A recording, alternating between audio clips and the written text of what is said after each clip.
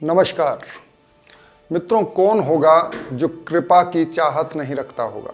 सब यही चाहते हैं कि उन पर किसी न किसी गुरु या फिर डायरेक्ट ईश्वर की ही भरपूर कृपा बरसती रहे। इतनी बरसे जितनी कभी किसी पे न बरसी हो, और वो सतत बरसती ही रहे।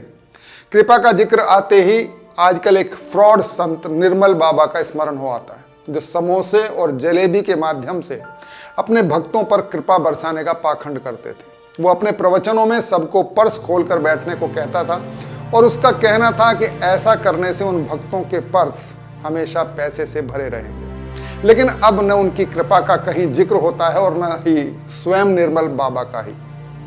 कृपा दरअसल बरसती तो है, लेकिन उसे बरसाना ऐरे गहरे बाबाओं के बस की बात नहीं। वो तो बरसती ही तब है जब कृपा बरसने की इच्छा ही शेष न रह जाए। कृपा के विषय में अगर सही से समझना है तो कृष्ण और कुंती का एक प्रसंग स्मरण करना होगा।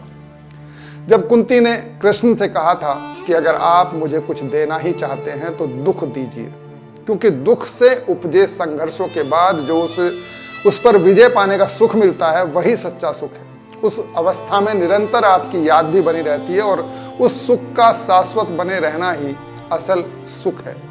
बस ऐसे ही नजरिए को, यानी ऐसी ही सोच को मैं कृपा मानता हूँ। कृपा बरसने का आशय धन दौलत जमीन मकान मिलने से नहीं, बल्कि वो सोच मिलने से है जिसके मिलने पर सूखी रोटी भी व्यक्ति ऐसे मुस्कुरा के खाता है जैसे वो 56 भोग खा रहा हो। कृपा का बरसना साधनों से संबंधित नहीं किसी व्यक्ति से संबंधित, ये सिर्फ सोच से संबंधित है।